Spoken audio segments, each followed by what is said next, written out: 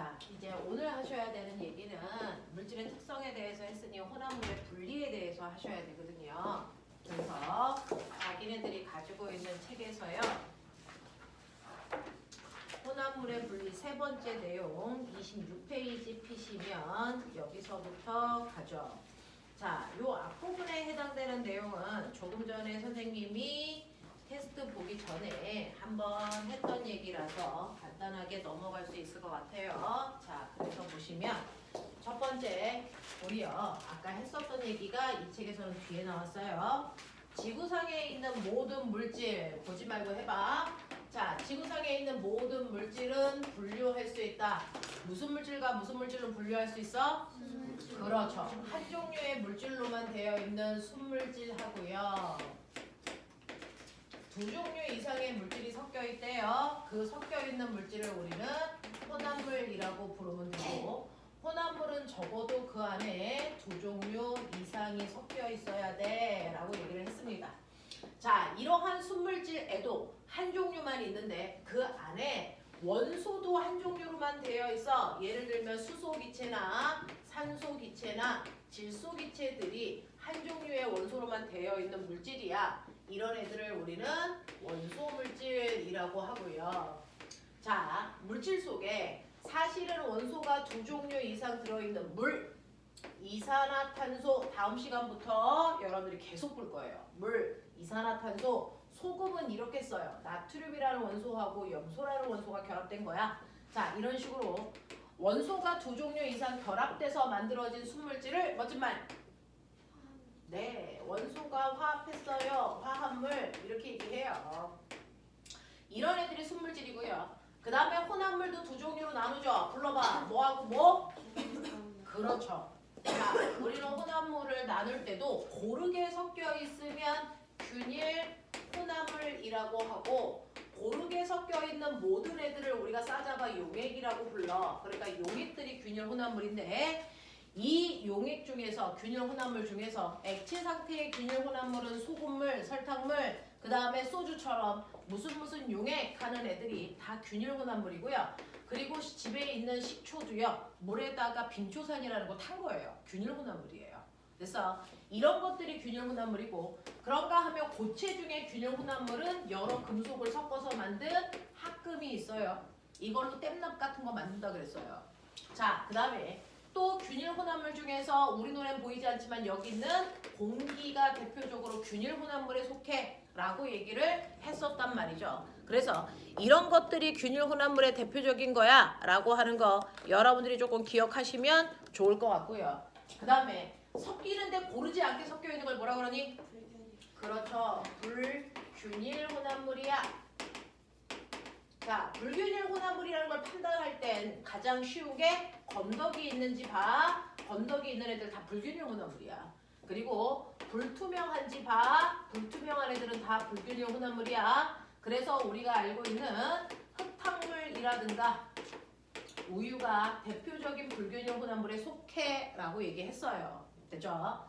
자, 그러면 이러한 순물질과 혼합물의 가장 큰 차이점이 뭐니? 라고 하면 순물질은 한 종류의 물질로 되어 있기 때문에 물질의 특성이 엄청 뚜렷하게 나타나는 게 우리가 알고 있는 순물질이라서요. 대표적으로 물 같은 애는 정확하게 물질의 특성이 뚜렷하게 나타나기 때문에 몇 도에서 끓어? 일기압이라면 100도에서 끓으면서 수평한 부분을 반드시 가져. 그래서 물은 얼린다면 몇 도에서 얼어? 정확하게 0도에서 얼어. 수평한 부분 분명히 가져. 이런 애들이 순물질이 가지고 있는 어는 점과 끓는 점을 나타내는 거야. 근데 순물질이 아니고요. 소금물 같은 혼합물들은 자, 물이 끓으려고 할 때 소금은 도와준다, 방해한다? 방해밖에 안 한다. 그러니까 물이 100도에서 끓으려고 할 때 소금이 방해하기 때문에 100도에서 끓을 수가 없어서 자기의 끓는 점보다 훨씬 더 높은 데서 끓기 시작하면서 뭐가 생겨야 돼? 경사 줘야 돼 라고 얘기했어요. 자, 그래서 이게 5% 소금물이면 10% 소금물은 훨씬 더 방해를 크게 받으니까 훨씬 더 높은 온도에서 급경사를 가지면서 끓겠죠. 어느 것도 똑같아요. 자기의 온도 영도에서 얼 수가 없어. 그래서 훨씬 더 낮은 온도에서 경사지면서 얼어요. 농도가 지나면 지날수록 훨씬 더 낮은 온도에서 얼 수밖에 없습니다. 라고 하는 이런 것들. 되겠어? 이런 것들이 여러분들이 가지고 있는 순물질과 혼합물을 구분하는 방법이에요. 라고 얘기하죠. 우리요. 엄청 눈 오면 제설 작업하느냐고 누를 아예 쓸어버리죠. 근데 쓸 수 없을 때는 거기에다가 염화칼슘을 뿌려요. 왜 뿌릴까요? 염화칼슘을 뿌리면 순수한 물에 뭐 섞는 거야? 소금 같은 걸 섞는 거야? 그러면 어느 점이 훨씬 뭐해질까? 낮아져요. 그러면 실제로 그냥 순수한 물이면 0도에서 얼어서 빙판길이 돼야 되는데 내가 염화칼슘을 많이 뿌리면 혼합물이 돼서 어느 점이 훨씬 뭐해지니? 낮아져. 그래서 영하 30도에서 어느 온도로 만들어버린단 말이야. 근데 밖의 온도는 영하 10도야. 얼겠니? 녹겠니? 녹아요. 그래서 영하 10도에서는 얘가 얼 수가 없어요. 그래서 녹아버려요. 그래서 눈을 녹이려고 하는 겁니다. 염화칼슘을 뿌리는 게. 되겠어? 그래서 염화칼슘을 뿌려서 제설하는 건 사실은 어느 점을 낮춰서 눈을 녹이겠다는 의도입니다. 되겠죠? 이런 것들을 여러분들이 이해할 수 있으면 거기에 있는 문제를 푸는데 무리가 없죠. 자, 27페이지 1번부터 5번까지입니다.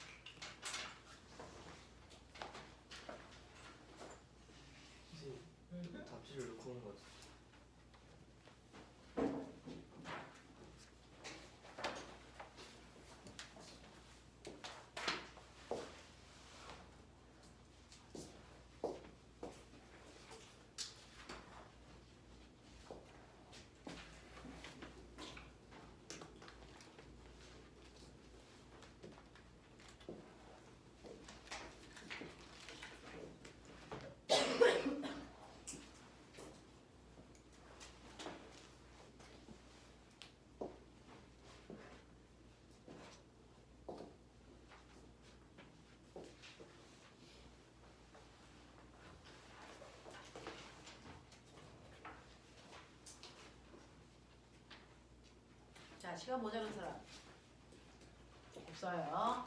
자, 1번부터 5번까지 푸셨습니다. 그러면 1번부터 5번까지 중에서 질문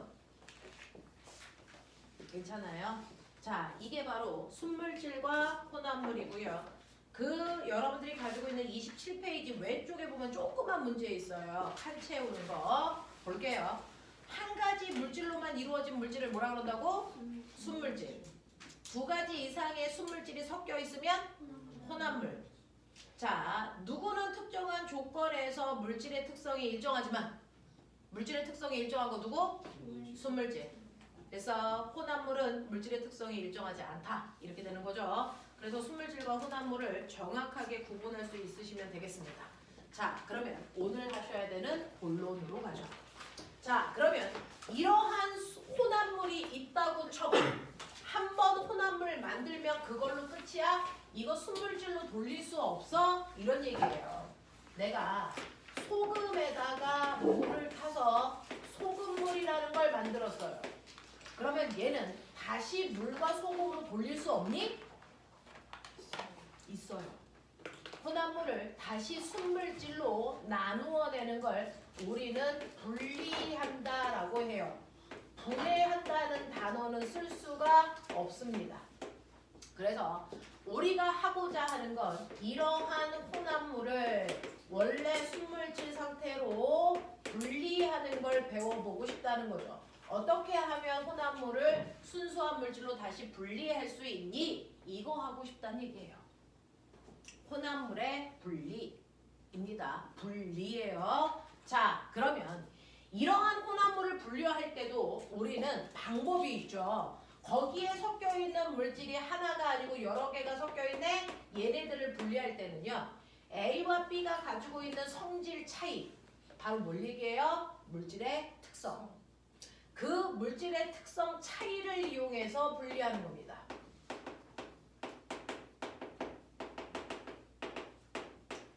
이 두 물질이 가지고 있는 물질의 특성 차이를 이용해서 원래 상태로 A와 B로 나누어내는 걸 혼합물 분리라고 합니다. 이때 사용하는 것도 우리가 배웠던 물질의 특성입니다. 자, 근데요. A와 B가 섞여 있을 때 얘를 원래 상태로 분류할 때요. 복잡하고 오래 걸리는 방법으로 할까요? 간단하고 빠른 방법으로 할까요? 라고 얘기하면 과학적인 방법은 정확한 게 중요한데 똑같이 정확할 때 됐어. 간단하고 빠르게 하는 게 과학적 방법입니다. 그러니 모래에다가 스티로폼 가루를 막 조각을 내가지고 섞었어. 근데 그걸 막 섞고 있는데 교장 선생님이 봤어. 원래대로 돌아라! 라고 했을 때 우리는 어떻게 하면 빨리 스티로폼과 모래를 분류할 수 있을까? 어떤 애들은 핀셋으로 하나하나 분류하는데 10시간 걸릴 수도 있죠. 그런 방법은 과학적 방법이라고 안 합니다. 어떻게 하면 돼요? 물에다가 넣어버려요. 그러면 무거운 모래는 뭐하니? 가라앉아요. 스타이로폼은 뭐 할까요? 떠요. 그래서 채로 걸러내면 됩니다. 이렇게 간단한 방법이 있어요. 됐어? 이런 식으로 혼합물을 분류할 때요. 그 혼합물이 가지고 있는 특성 차이를 이용해서 간단하고 정확하고 빠르게 하는 방법을 과학적 방법이라고 하는데 그중 가장 간단한 방법은 두 물질들이 밀도 차이가 있다면 밀도 차를 이용하는 방법이 가장 간단하고 쉽습니다. 그리고 나서 그 밀도 차가 없을 때는 그 다음 끓는 점 차를 이용해서 혼합물을 분리할 거고요. 끓는 점 차이가 없으면 그 다음은 용해도 차라는 조금 복잡한 방법으로 이렇게 순차적으로 혼합물을 분리해 나갈 겁니다. 됐죠? 자, 그렇다면 혼합물을 분리하는 방법 중에 가장 간단하다는 밀도차를 이용해서 혼합물을 분리하고 싶어요. 어떻게 하는 거예요? 라고 얘기합니다. 그죠? 섞여 있는 물질이 A와 B가 섞여 있는데 얘도 고체고 얘도 고체입니다. 고체와 고체가 섞여 있는데 둘이 밀도차가 달라. 어떤 애는 밀도가 0.7이래요. 어떤 애는 밀도가 5래요. 이런 식으로 밀도의 크기 차이가 엄청 큽니다. 그래서 이런 고체 물질이 섞여 있다고 치자. 대표적인 예로 조금 전에 들었던 모래와 누가 그러니 스타이로폼이 그렇죠. 자, 그러면 얘를 쉽게 분류하는 방법은 어떻게 하면 될까요? 어떻게 하라 그랬지? 모래 넣으라 그랬어. 됐어? 물에 넣으면 이런 식으로 물속에 넣었을 때요. 가라앉아 있는 게 누굴까요? 모래입니다. 가라앉아 있는 게 모래고요. 그리고 가운데 물이 있고요. 떠 있는 건 누굴까요? 스타이로폼입니다. 그래서 떠 있는 스타이로폼만 채로 걸러서 됐어 뜨고요. 물 버리고 모래만 말려서 됐어 우리가 건조해서 얻으면 모래와 스타이로폼을 정확하게 분리했어요 라고 얘기하죠. 자 근데 이때 왜 갑자기 물러요?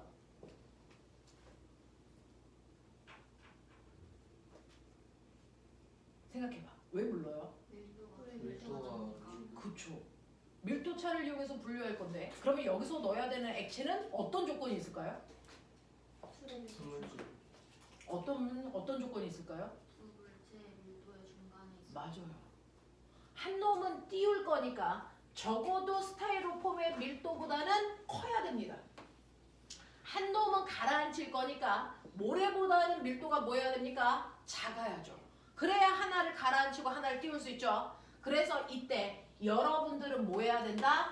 중간 밀도의 액체를 이용해서 하나는 띄우고 하나는 가라앉히기 위해서 자 물이라는 걸 넣었어요. 물의 밀도가 얼마라고요?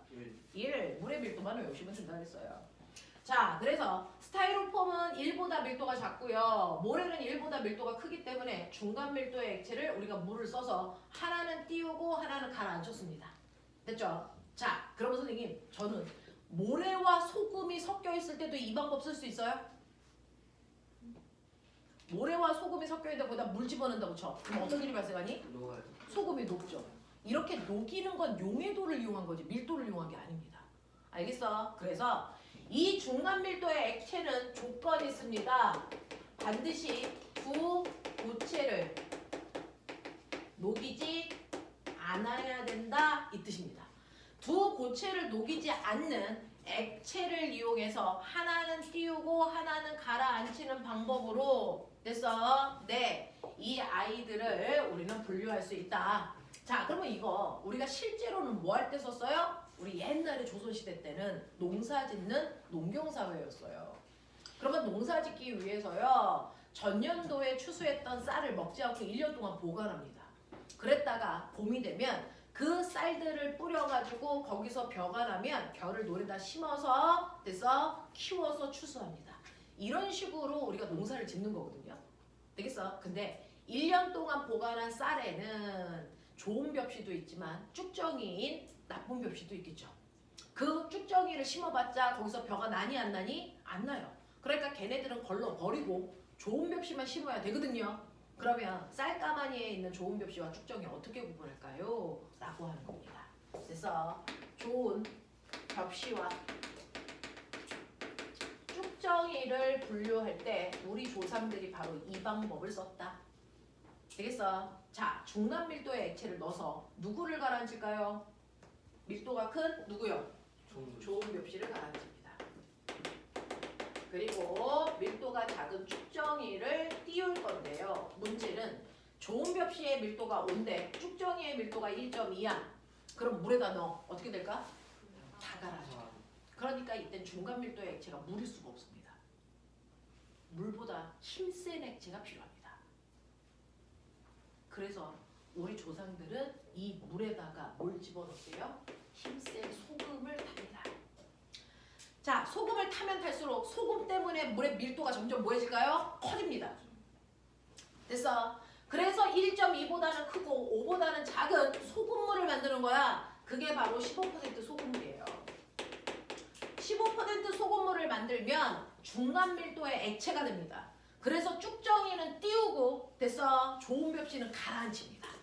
알겠어? 순수한 물에는 안 돼. 소금물로 해야 돼. 근데 어떤 바보가 15% 소금을 만들려고 했는데 너무 진하게 50% 소금을 만들었어. 어떤 일이 발생할까요? 둘다 떠요. 다 떠요. 이런 거 묻습니다. 됐어? 물의 힘이 너무 세져서 좋은 벽시도 떠버려요. 알겠습니까? 이렇게 된다 라고 하는 거 기억하고요. 요즘은 뭐 할 때 쓰는 줄 아세요? 요즘은 엄마들이 싱싱한 달걀과 상한 달걀을 구분하려고 합니다. 엄마가 새로 사온 달걀하고요 오래된 달걀이 섞였어. 그렇다고 일일이 다 까서 볼 수가 없거든요. 근데 상한 달걀은 오래된 달걀은 어떤 일이 발생을 하냐면 우리가 달걀이 이렇게 생겼는데 이거 구워서 까보면 사실은 달걀이 껍질 모양으로 생기지 않죠. 위에 이렇게 공기방울이 생겨서 구운 달걀은 이렇습니다. 근데 더 오래된 달걀을 삶으면 여기에 빈 공간이 더 커져서 달걀은 요만큼만 있어요. 여기가 다 빈 공간입니다.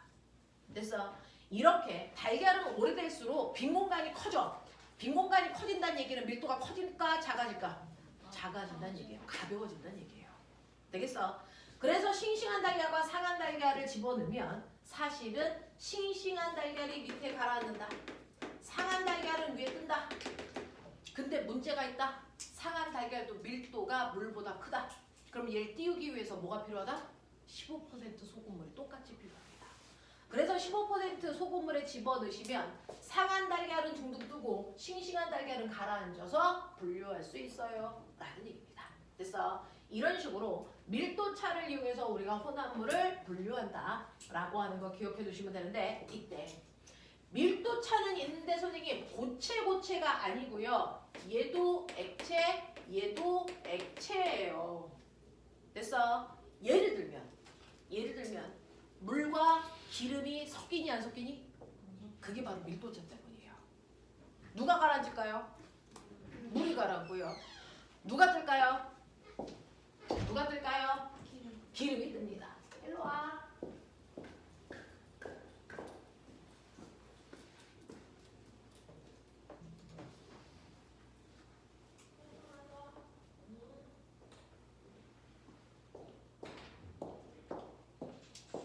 자, 물과 기름 중에서 물은 가라앉고 기름은 뜨니까 기름은 됐어. 물보다 밀도가 작은 거죠. 됐어. 이런 식으로요. 액체는 밀도가 다르면 층이 생겨요.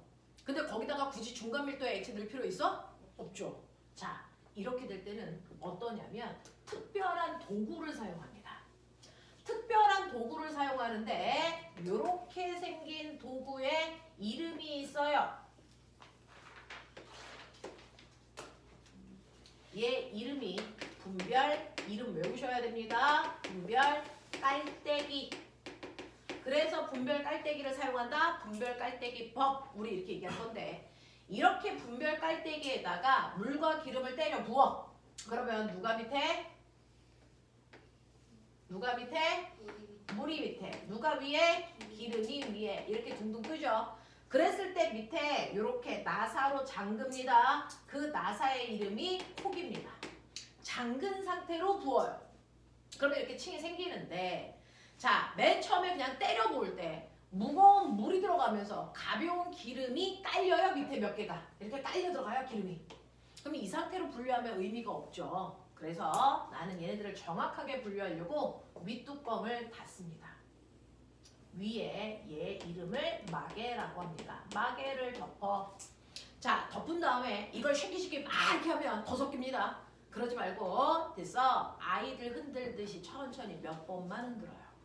몇 번만 흔들었다가 가만 놔두면 밑에 깔려있는 애도 위에 정확하게 올라갑니다. 이런 식으로. 그래서 완벽하게 층이 분리되면 분리할 때 이제 마개를 열어야 됩니다.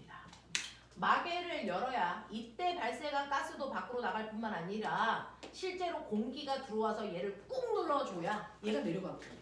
그래서 공기 들어오라고 마개를 엽니다. 그래놓고 콕을 여는데 자, 꼬맹아 봐. 여기 뾰족하게 보이지? 왜 뾰족하게 만들었을까? 그 뾰족한 면을 비커 벽면에 닿게 하시라고요. 그래야 이 콕을 열었을 때 액체가 떨어지면서 튕겨서 밖으로 나가지 않아요. 만약에 얘가 염산 같은 거면 밖으로 튕겨 나가서 내 피부에 닿는 순간 피부가 탑니다. 그래서 위험하지 않게 벽면을 타고 액체가 흘러내릴 수 있게 뾰족한 부분을 벽면에 닿게 하시는 겁니다. 그래서 얘가 쫄쫄쫄 내려와서 물이 다 내려왔을 때쯤 콕을 잠그시면 됐어? 얘네들을 완벽하게 분리할 수 있어요. 되겠어? 근데 선생님 조금 더 내려왔어요. 그러면 스포이드 아시죠? 그걸로 빨아내시면 됩니다. 이런 식으로 분별 깔때기를 이용해서요. 섞이지 않는 두 액체를 분류하는 분별 깔때기법 이용하시면 돼요. 그러면 우리가 알고 있는 애들 중에 이렇게 섞이지 않는 밀도 차이가 있는 거 누가 있어요? 라고 하면 액체 중에서 가장 밀도가 큰 아이가 금속인데 액체 누굴까요? 수 그렇죠. 멋집니다. 수은입니다. 수은의 밀도가 제일 크고요. 우리는 사용하지 않지만 약품의 이름이 있어요. 사염화탄소. 그 다음이 물, 그 다음이 기름인데 기름 중에서 우리가 쓰는 약품의 기름 이름이 에테르. 에탄올은 알코올이랑 섞이고요.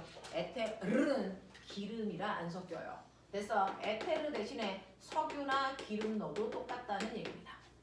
그래서 이런 애들은 서로 섞이지 않습니다. 층이 생깁니다. 그랬을 때 밑으로 내려가는 아이들이 밀도가 큰 애들이다. 그래서 이렇게 분류할 수 있는 게 바로 액체의 밀도차를 이용한 혼합물의 분리 방법입니다. 자, 이때 기억하셔야 되는 거 막에는 무조건 뭐 해라고? 연상태로 분류하는 거예요. 그래서 막에는 무조건 열려있는 상태로만 분류하셔야 돼요. 이거 막에 닫으면 안 나와요. 되겠습니까? 이런 식으로 분류합니다. 그럼 우리 일상생활에서요. 또 다른 방법, 이 두 가지 방법 말고 밀도차를 이용해 혼합물을 분류하는 게 또 있을까? 있어요. 옛날에 서부개척 시대 때 미국 놈들이 그래서 자 미국으로 이주해 갔는데 먹을 것도 없고 돈도 없어. 자 근데 거기에 금광이 있어. 금강에 취직해서 금 캐고 월급 받는 사람도 있는데 그것도 귀찮아. 그럼 어떡합니까? 금강 옆에 개울에 그래서 개울가에 텐트 치고 살아요. 그래서 이 개울물에 쓸려 내려오는 사금이 모래랑 섞여 있잖아요. 그 사금을 이렇게 채에다가 한 사 퍼서 붓습니다. 부어서 흐르는 물에다가 살살 흔들어요. 그러면 가벼운 애는 물살 때문에 흘러 내려가고요. 무거운 자갈하고 사금만 남습니다. 그래서 그 사금들만 1년 동안 모으면 금덩어리가 돼요. 그 금덩어리를 팔아서 땅 사가지고 밀농사 지은 게 지금 미국 사람들입니다. 되겠어? 이게 바로 밀도차를 이용한 혼합물의 분리 방법이죠. 우리 조상들은요. 지금 여러분들은 모르지만 옛날에는 오줌 싸면 머리에 키 쓰고 됐어 소금 얻으러가 막 이렇게 했었습니다. 그래서 우리나라에 농사 지었기 때문에 키라는 게 있어요. 키 이렇게 생긴 아이입니다. 여기다가 우리가 추수하고 쌀을 돼서 부으면 지금처럼 농기구가 발달되어 있는 게 아니고 쌀을 추수하면 쌀겨가 남아 있습니다. 껍질이. 그러면 우리가 밥해 먹기 전에 모래도 걸러내야 되고 쌀겨도 뽑아내야 되기 때문에 저 키에다가요 추수한 거를 한 덩어리 넣고요 얘를 까불립니다. 위로 던졌다가 내립니다. 그러면 실제로 무거운 아이들이 두두둑 떨어지고요. 순간 가벼운 애들은 내가 까불리면서 생긴 바람 때문에 쌀겨 같은 게 옆으로 이렇게 떨어집니다. 이게 밀도차를 이용한 혼합물의 분리죠. 그래서 이걸 몇 번 하면 찌꺼기가 다 밑으로 내려갑니다.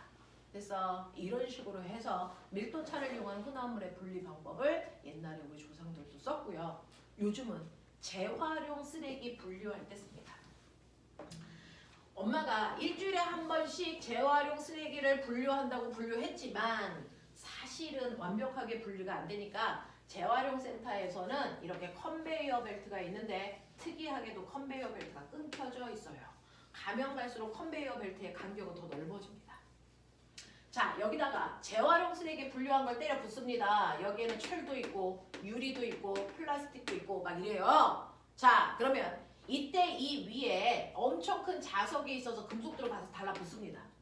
그리고 나서 컨베이어 벨트가 잉 갑니다. 일정한 속도로 가는데 갔다가 끊겼으니까 여기에 날아가던 애들이 가고 있던 애들이 날아갑니다. 그 중에 무거운 애는 잘 날라 못 날라 못 날리니까 유리 같은 애들이 여기로 떨어집니다. 플라스틱으로 건너갑니다. 됐어. 그리고 또 가다가 더 멀게 떨어져 있으니까 더 가벼운 애는 건너가고 무거운 애는 떨어집니다. 되겠어? 이런 식으로 밀도차를 이용해서 혼합물을 재활용 쓰레기를 분류하고 있습니다. 되겠어? 이런 것들입니다. 자, 그럼 책의 29페이지 6번부터 10번까지.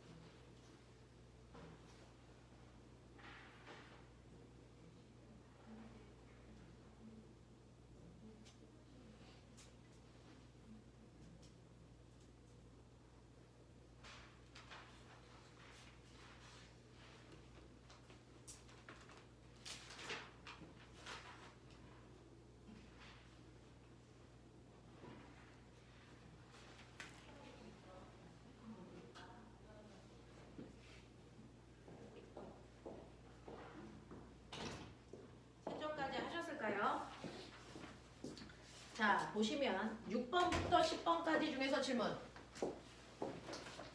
괜찮아요? 네. 영재하고 홍아가 주말에 와서도 공부한다고.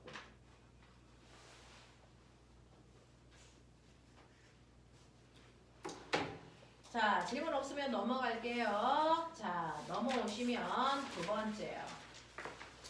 자, 혼합물의 분리 중에 두 번째 내용 34페이지에 있습니다. 뒤에 있는 문제들을 조금 있다가 풀 수 있게끔 해드리고요. 이로 먼저 나갈게요. 자, 34페이지 보시면 혼합물의 분리인데 우리는 34페이지 전에 36페이지 먼저 하고 갈게요. 자, 끓는 점차를 이용해서 혼합물의 분리하죠. 밀도차를 이용해서 혼합물의 분리가 안 되면 우리는 두 번째 끓는 점차를 이용해서 혼합물을 분류한다. 끓는 점은 액체를 기체로 만드는 거다. 그러니까 액체들을 끓여서 한 놈은 기체로 만들어서 우리가 뽑아내는 걸 끓는 점차를 이용해서 혼합물을 분리해요 라고 얘기하죠. 근데 얘네들은 왜 끓는 점을 이용해? 밀도차를 이용하지 않고 그건 액체가 섞여 있어서 그렇습니다. 자, 액체가 층이 지면 밀도차로 분류할 건데 마치 섞여요. 마치 소주처럼. 그래서 소주 같은 경우에는요. 에탄올이라고 하는 알코올에 물을 섞었더니 우리가 알고 있는 에탄올 수용액 됐어요. 이렇게 교과서에서는 예쁘게 써 있을 거고 우리는 소주예요. 이렇게 기억하면 되겠죠. 그래서 얘입니다. 자, 근데 얘네들은 섞이니까 밀도차로 분류할 수는 없는데 에탄올은 78도에서 끓고요. 물은 100도에서 끓어요. 끓는 점 차이가 무려 20도 이상 납니다. 그러니까 끓는 점 차를 이용해서 분류할 수가 있죠. 근데 얘네들을 끓여서 분류할 때요. 특별한 장치가 필요해요. 그 장치를 외우셔야 되는데 얘가 이렇게 생겼어요. 와, 가지 달렸네? 근데 바닥은 둥그네? 그래서 얘 이름이 가지 달린 둥근 바닥 플라스크예요. 그냥 생긴 모양을 그대로 이름으로 불렀어요. 가지 달린 둥근 바닥 플라스크에다가 저 소주를 붓습니다. 그러면 여기는 에탄올도 있고 물도 있어요. 그러면 내가 알코올 램프로 막 끓일 겁니다. 누가 먼저 끓일까요? 에탄올 몇 도에서 끓일까요? 78도. 근데 그게 아니야. 78도에서 에탄올이 못 끓는다? 왜? 물이 방해하니까. 그럼 몇 도에서 끓일까요? 78도보다 어디? 네, 높은 데서 끓어요. 근데 아까 소금 같은 고체를 섞은 혼합물이 끓을 때는 경사가 졌는데요. 액체 혼합물은 경사는 지지 않고 수평한 부분이 여러 군데 생겨요. 왜? 한 번은 에탄올이 끓고 한 번은 물이 끓으니까. 그래서 얘도 끓는 점이 한 군데가 아니고 여러 군데 나타나니까 얘도 혼합물이네? 이거 구분할 수 있겠죠. 자, 근데 첫 번째 에탄올이 끓을 때 78도가 아니라는 거 체크. 자, 지금 현재 혼합물 상태이기 때문에 자기의 끓는 점보다 높은 데서 끓는다. 그래서 에탄올이 다 끓어 나가면 누구만 남니? 물만 남죠. 그러면 물은 몇 도에서 끓을까요? 100도에서 끓어요. 이런 것들 디테일하게 머릿속에 넣으셔야 돼요. 첫 번째는 혼합물이니까 자기의 끓는 점보다 높을 수밖에 없다. 됐어? 그러면 여기서 에탄올이 막 끓죠? 에탄올이 액체 상태에서 기체 상태로 바뀐다? 멋진 말. 기화되고 있어요. 그래서 자, 그 기화된 기체가 이렇게 가지를 타고 갑니다. 그래서 에탄올을 이쪽에 모으고 싶은데 꼬맹아 기체는 눈에 잘 안 보여서 모였는지 잘 몰라. 그래서 편하게 하려고 여기서 다시 기체를 뭘로 바꿀 거냐면 액체로 바꿔서 여기에 모을 겁니다. 그럼 기체를 다시 액체로 만들려면 뜨겁게 해야 되니 차갑게 해야 되니? 차갑게 해야 돼요. 그래서 이 가지를 두꺼운 찬물이 흐를 수 있는 관으로 쌉니다. 두꺼운 관으로 싸서 위에 구멍 하나, 밑에 구멍 하나, A, B가 있어요. 여기다가 찬물을 부을 겁니다. 그럼 찬물을 위에서 아래로 가게 부을까요? 아래에서 위로 가게 부을까요? 위에서. 그럴 것 같죠. 그래서 시험에 나와요. 찬물은 무조건 아래에서 쏴서 위로 나가게 하셔야 돼요. 왜?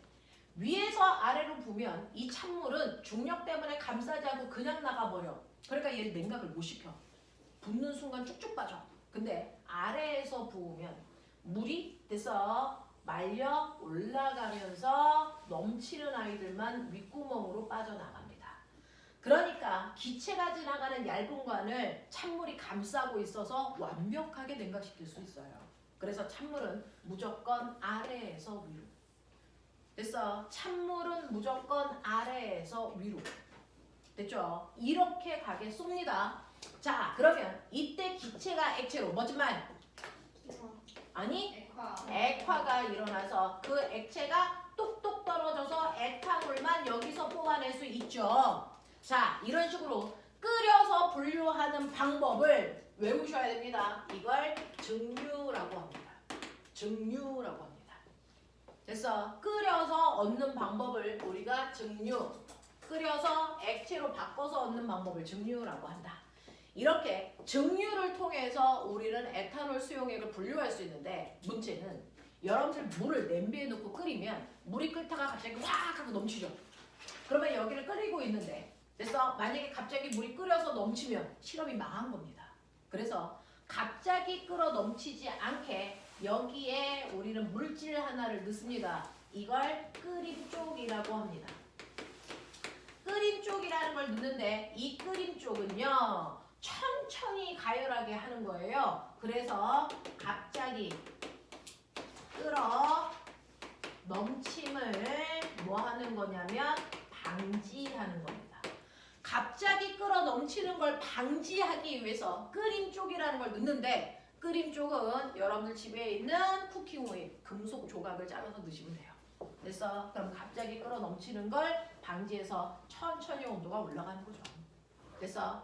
그랬을 때 여기에서 액체가 몇 도에서 끓는지 온도 측정하고 싶어요. 그럼 온도계 넣어야죠. 자, 근데 온도계를 물속에 넣으시면 안 됩니다. 온도계는 가지 있는 근처에 구부가 오게 위쪽에 살짝 넣으셔야 정확한 온도를 측정할 수 있다. 되겠어? 이런 식으로 실험 도구를 설치해서 여러분들 끓는 점 차이를 이용해서 혼합물을 분류할 수 있어요. 끓는 점 차를 이용해서 혼합물을 분류하는 방법을 뭐라 그런다고?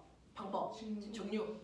자, 저 증류를 이용하는 게 SK, 현대, LG 뭘까요? 정유회사입니다. 걔네들이요 아프리카에서 원유를 수입해 오면 우리 미래탐구 건물보다 훨씬 더 큰 이 탑같이 생긴 거에다가 원유를 때려 붓습니다. 여기다가 원유를 붓고요 엄청나게 가열합니다. 그러면 이 원유 속에는요 상상보다 훨씬 많은 액체 혼합물들이 들어있어요. 액체들의 끓는 점이 다 이렇습니다. 자, 그 중에서 가열을 하면 당연히 끓는 점이 낮은 액체들이 이렇게 나오겠죠.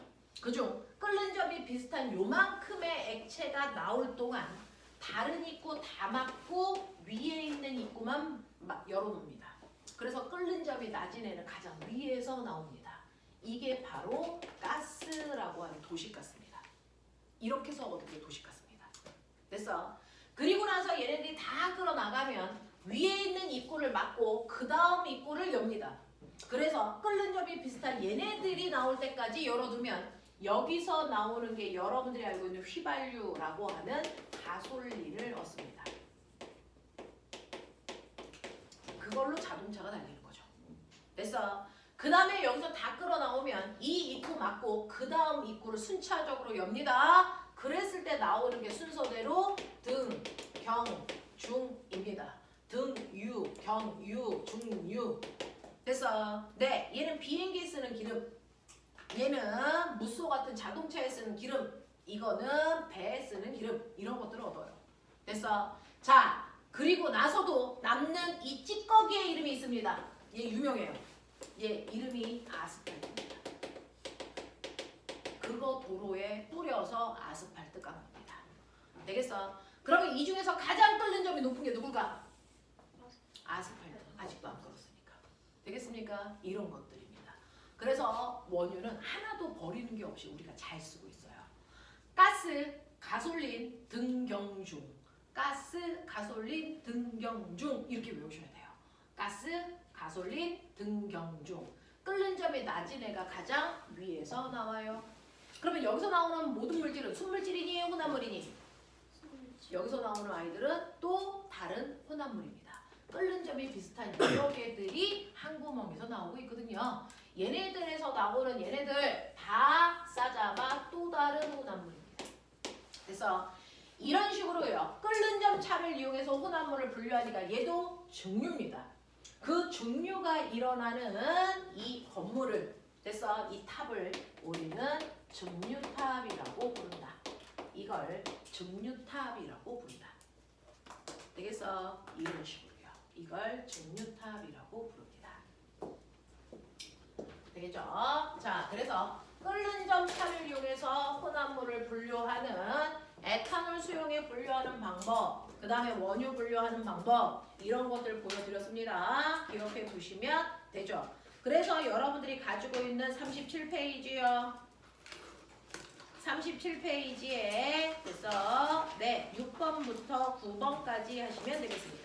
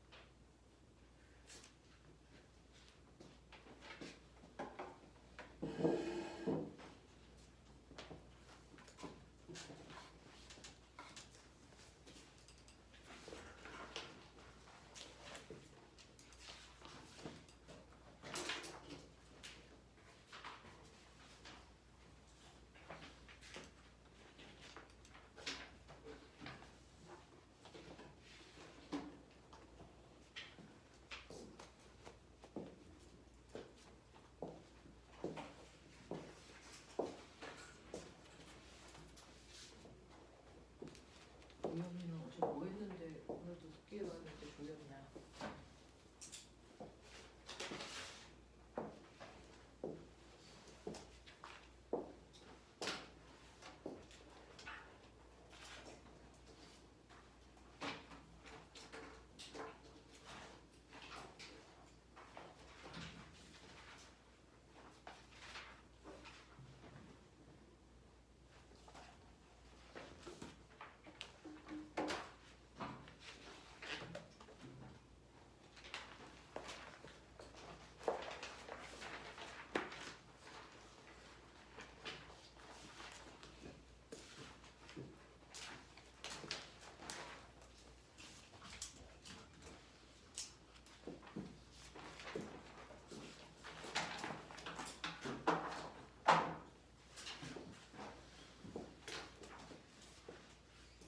채점까지 빠른 속도로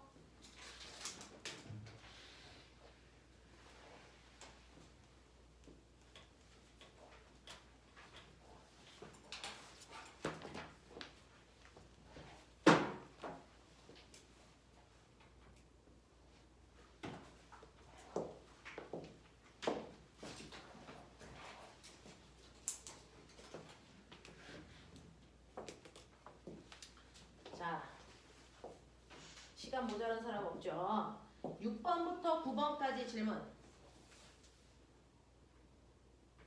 괜찮아. 앞에 용해도를 아직 안 해서요. 10번은 아직 하지 말라고 했던 거예요. 할만하십니까? 자, 그 다음에 마지막 가죠. 34페이지입니다. 졸려오면요. 저기 뒤에 책상 보이죠? 형아들 다 저기 서서 해요. 졸려오면. 쓱 나가서 서서 했다가 잠 깨면 들어와서 앉고 다 그렇게 하거든요. 거니까 걱정 말고 나가서 하시다가 들어오셔도 되고요. 자, 마지막 혼합물을 분리할 때 우리가 쓰는 마지막 물질의 특성이 바로 용해도차를 이용한 혼합물의 분리죠. 자, 용해도가 무슨 말이냐면 녹인다 이 뜻이라고 했어요. 그러면 용해도차는 녹이는 성질 차이야. 다시 말해서 꼬맹아, 대표적으로요, 소금하고 나프탈렌이라고 하는 하얀색 알갱이들이 섞여 있어요. 그러면 소금하고 나프탈렌이 섞여 있을 때 이거 분류해야 돼. 방법이 뭘까? 라고 얘기를 하면 됐어. 얘네들은 밀도차도 없거든요. 그래서 여기에 뭘 집어넣냐면 물 집어넣어요. 물을 집어넣으면 물에 소금은 녹아요. 근데 나프탈렌 안 녹습니다. 좋죠. 그러면 소금을 녹이고 됐어? 나프탈렌은 안 녹으니까 이렇게 깔때기에 거름 장치를 해서요. 됐죠? 이렇게 비커를 뾰족한 데 닿게끔 하십니다. 자, 근데 부을 때요. 다 녹인 다음에 부을 때 콸콸콸 부으면 안 녹은 나프탈렌 알갱이가 같이 쓸려 내려가니까 유리막대를 여기다가 이렇게 살짝 대. 그래놓고 비커로 물을 여기다가 따르면 물이 타고 살살살살 내려갑니다. 그러니 녹지 않는 알갱이는 여기에 남을 거고요. 녹은 물은 밑으로 내려갑니다. 그래서 아래쪽에 있는 게 소금물이고요. 위쪽에 걸러진 게 나프탈렌입니다. 이런 식으로 녹고 녹지 않는 성질 차이를 이용해서 혼합물을 걸러내는 거니까 이 방법을 우리는 거름이라고 해요. 그래서 거름이라는 방법으로 혼합물을 분류할 수 있죠. 이게 용해도차입니다. 자, 근데 선생님 저는요 용해도차를 이용하는데 소금을 녹이고 싶지 않고 나프탈렌 녹이고 싶어요. 그럼 방법 소금을 녹이지 않고 나프탈렌만 녹일 수 있는 새로운 액체를 찾으셔야 됩니다. 그게 바로 에탄올입니다. 에탄올에 녹이면 요번에는 소금은 안 녹아. 나프탈렌만 녹아. 그러니 이때 거름장치에 남아있는 게 소금이고요. 밑으로 내려간 게 나프탈렌, 에탄올, 요일이겠죠. 이렇게 해서 거름장치로 걸러낼 수도 있어요. 용매를 바꾸면 녹고 녹지 않는 물질들을 바꿀 수가 있다는 얘기죠. 이게 거름입니다. 이게 용해도차를 이용한 겁니다. 근데 제가 가지고 있는 건 소금하고 나프탈렌이 아니고요. 소금하고요. 질산칼륨이에요. 근데 얘네들은요. 물에 녹이면 둘 다 녹아요. 근데 에탄올에 녹이면 둘 다 안 녹아요. 이렇게 용매에 따라 녹고 녹지 않는 성질이 똑같아서요. 하나만 녹일 수가 없어요. 근데 얘네들이 섞여 있어요. 어떻게 할까요? 그럼 때려 녹여. 그냥 녹여. 다. 내가 가지고 있는 양이요. 얘는 100g 녹였어요. 얘는 15g 녹아있어요. 자, 그래도 하나도 알갱이가 남지 않을 때까지 물을 충분한 양을 부어서 충분하게 뜨겁게 가열하면 다 녹습니다. 다 녹여요. 어쩌려고 그래요? 그냥 또 녹이세요. 그리고 나서 어떻게 할 겁니까? 온도를 급격히 냉각시킬 겁니다. 그래서 얘네들은 어떠냐면 아까 우리가 본 것처럼 온도에 따라 용해도 차이가 엄청 큽니다. 질산칼륨은 온도에 따라 녹는 양이 급격히 증가하는 성질을 가지고 있고요. 소금은 거의 변화가 없어요. 완만해요. 그래서 내가 질산칼륨이 다 녹을 수 있을 때까지 가열을 했더니 그 온도가 60도였다고 치자. 그래서 이 60도에서 소금은 원래 얼마 녹냐면 30g 녹아. 근데 15g이잖아. 다 녹았겠지. 됐어. 그리고 60도에서 질산칼륨은 110g 녹을 수 있어. 근데 100g은 있었으니까 다 녹았겠지. 그때까지 가열하는 거야. 됐어. 그랬다가 급격히 온도를 낮출 겁니다. 언제까지? 그 중에서 온도를 낮췄을 때 하나만 석출되는 온도까지. 되겠어? 예를 들어서 20도까지 냉각시켰다고 치자. 그 20도에서 질산칼륨이 녹는 양은 30이고요. 됐어? 소금이 녹는 양은 25g이라고 치자. 그러면 소금은 아직도 온도를 낮췄더니 25g 녹을 수 있어. 근데 15g 있어. 석출 안 돼요. 됐어? 근데 질산칼륨은요 20도로 냉각시키니까 녹을 수 있는 양이 30밖에 안 되네? 그럼 얘는 석출되겠죠? 얼마가 석출됩니까? 70g이 석출됩니다. 되겠어? 자, 이런 식으로요 두 개를 다 녹였다가 온도를 급격히 낮춰서 됐어? 네, 한 종류의 물질만을 알갱이로 계속 뽑아내는 겁니다. 이걸 우리는 뭐라고 하냐면 재결정이라고 한다. 얘는 온도에 따른 용해도 차이를 이용해서 뜨겁게 해서 녹였다가 낮춰서 재결정, 석출을 계속 시키는 겁니다. 그래서 순수한 물질을 뽑아내는 방법이 용해도 차를 이용하는 방법이고 재결정이라고 한다. 되겠어? 자, 그래서 이런 식으로요 용해도 차를 이용해서 혼합물을 분류할 때요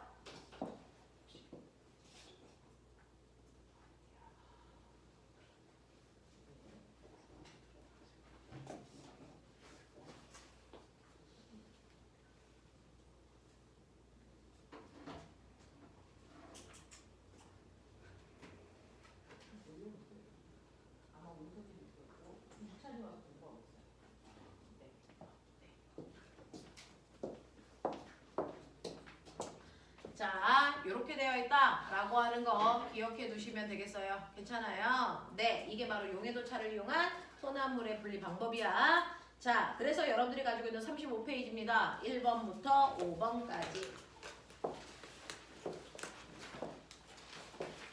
35페이지 1번부터 5번까지.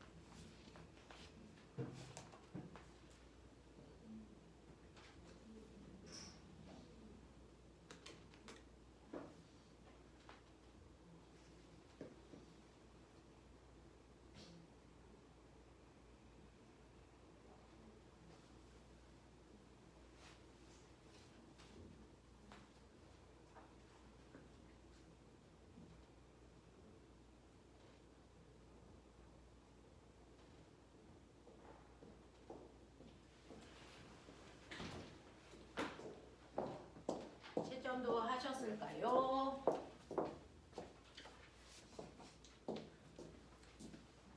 자, 시간 모자르면 손.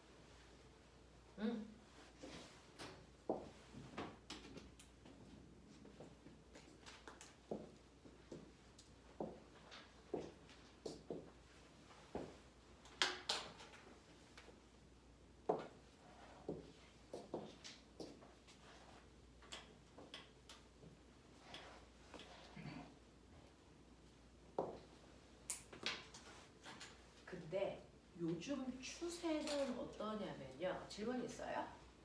괜찮아요? 1번부터 5번까지.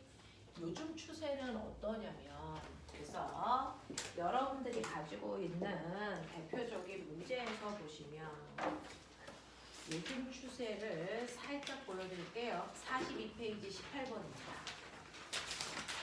42페이지 18번이 요즘 추세고요. 이게 작년 세종과고 화학 문제로 나왔던 겁니다. 과거 입시 문제예요. 요 종류가 나옵니다.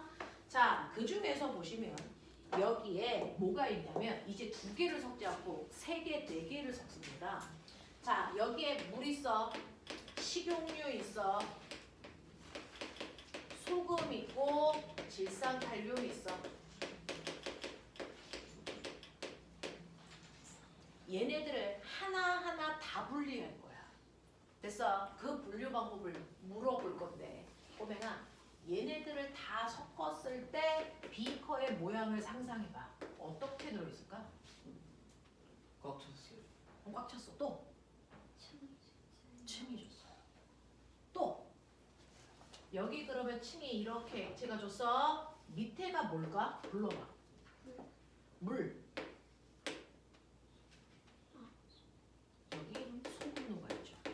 또요, 질산칼륨도 있어.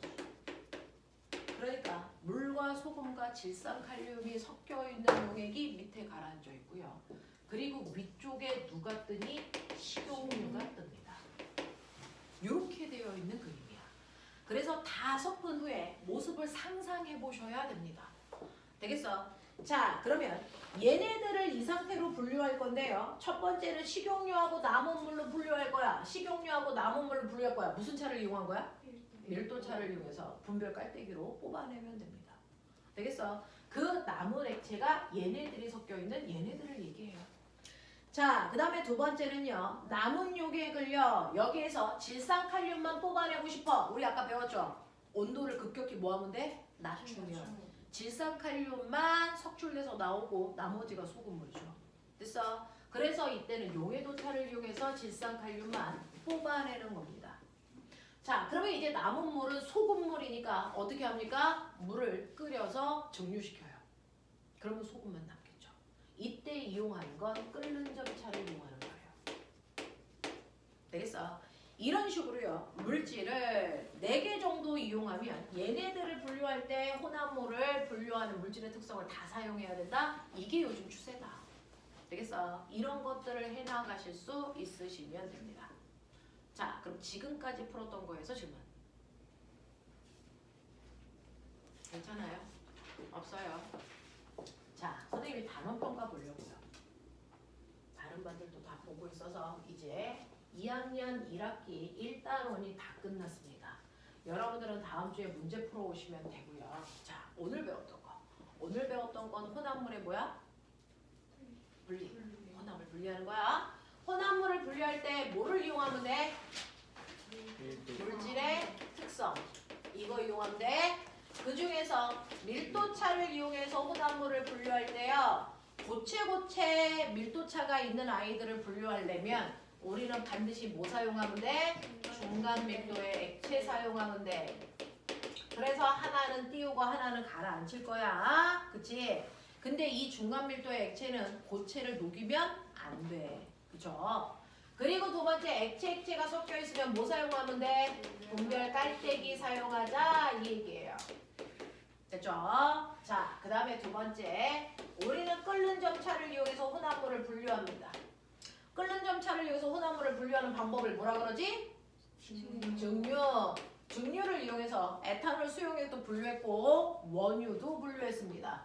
원유 분류할 때 사용하는 도구의 이름이 증류탄. 에탄올 수용액을 분류할 때 사용한 도구의 이름이 가지 달리 둥근 바다 플라스크 되겠습니까? 이런 얘기고요. 그 다음에 세 번째, 용해도차를 이용해서 혼합물을 분류할 건데 한 번에 하나만 녹여서 분류하는 방법을 우리는 뭐라 그러냐면 거름. 둘 다 녹여서 온도를 낮춰서 됐어 뽑아내는 방법은 재결정. 맞아. 이런 식으로요. 우리가 배웠던 것들 군더더기 다 빼고 핵심은 이거였다는 얘기입니다. 그래서 이런 식으로요. 우리가 혼합물을 분류할 수 있습니다. 자, 그러면 오늘 배웠던 거까지 지난 시간에 배웠던 것부터 오늘 배운 것까지 여러분들이 얼마나 잘 풀 수 있는지 똑같은 걸로 꼬맹이들 다 시험 보고 있습니다. 자, 넘기시면 44페이지 보여요? 44페이지부터 46페이지에 있는 18문제입니다. 그래서 18분 드립니다. 시작.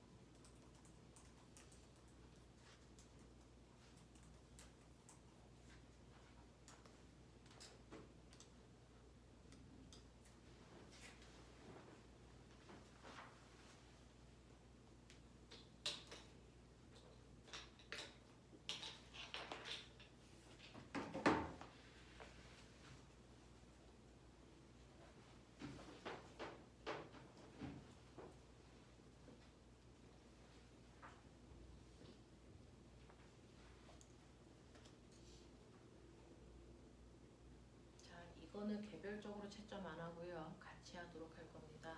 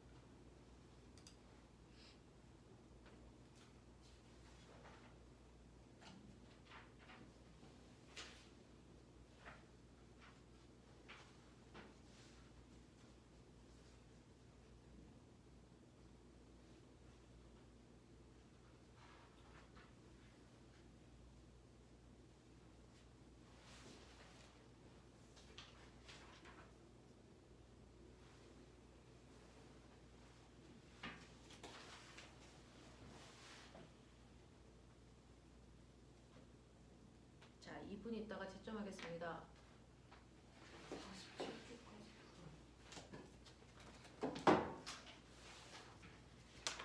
46입니다. 나쁜 사람들은 47쪽도 풀고 계세요. 채점은 46쪽, 40 몇 쪽이야? 이거 페이지가 왜 이래? 46까지만 채점할 거지만 숙제는 47까지 갈 거거든요. 그래서 다른 사람들은 멍하고 있지 말고 문제 풀고 계시면